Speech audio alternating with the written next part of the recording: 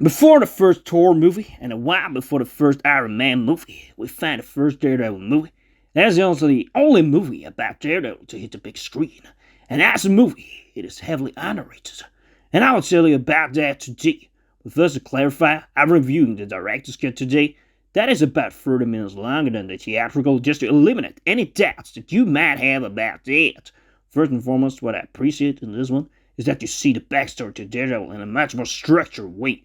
Although the movie starts near the end, there's only a minute or two before we see a 20-minute backstory. We see his relation to his dad as a boxer, how he died right in front of him, how he lost his vision to toxic waste, and I can't actually remember I've even seen in the show. The point is, anyway, that in both the Netflix show or the new Born Again show, or other Marvel stuff this character might have been in, you just see small flashbacks here and there, and there's never any attempt to tell the whole backstory in one go like you see in this movie. I appreciate also the time frame here that we just take about 20 minutes of the movie for this and not an hour, which you would, for example, have seen in the latest Superman movie. Secondly, I will say that the movie forms a better balance between his work as Matt Murdoch, the lawyer, and his work as Daredevil, the crime fighter, and Nat, as opposed to the show, where I feel we in all those seasons focus way more on the dialogue love affairs than his work as a lawyer, rather than seeing him that much as Daredevil as in this movie. Because there you still see him as a lawyer, you still see him as Matt Murdoch, but just not too much as in the show. The different fights, which I will come back to, also makes the movie a bit more intense. The movie itself has a way darker tone, and it is not as unserious as you see in the show, where they try to joke with the Marvel cheeky one-liners like always.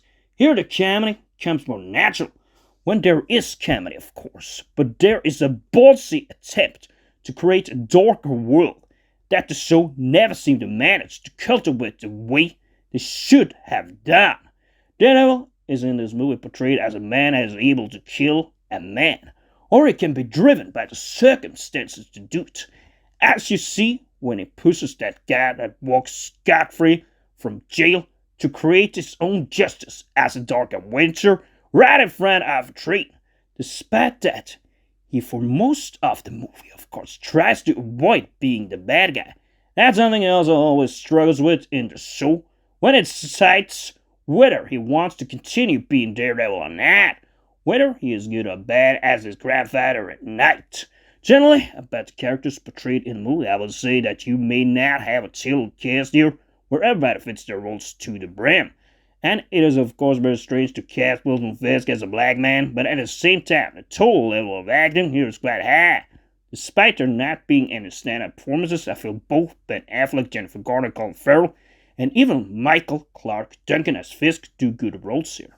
The most entertaining part of this movie is of course the high amount of violence and the fights. Even the wrist fight between Ben Affleck and Jennifer Garner is quite cool, that he has to do just to get her name. But especially if we go back to the fights that really counts for the overall image of the movie. Both the fight between Bullseye and Daredevil and the last one between Daredevil and Fisk, where he decides to spare his life and be the good guy, are very tense and entertaining. Those fights are never replicated with the same intensity in the show. That's also why, for these about 2 hours I sat down to watch the movie, I was way more entertained than I had been while watching both the old and the new show, which has a new season in March. Because while you see good episodes from time to time, the show neglects the intensity we see in this movie, and is more preoccupied with the dialogue and how the people think. So to speak, they swap the violence to give people a deeper understanding of the characters instead. As a side comment, I have to say that of course visually, it is not that great. And sometimes it may look a bit outdated, but hey, this movie was also made back in 2003. But apart from that, you see much more of how Daredevil's almost sonar hearing works in this one, and how he basically sees with his ears that we miss to see in the show. Because yeah, you definitely see, but here I feel we see it in a more detailed way. But anyways, guys, I was impressed by this movie, and I feel the criticism against it was not right, and I will give it a strong 7.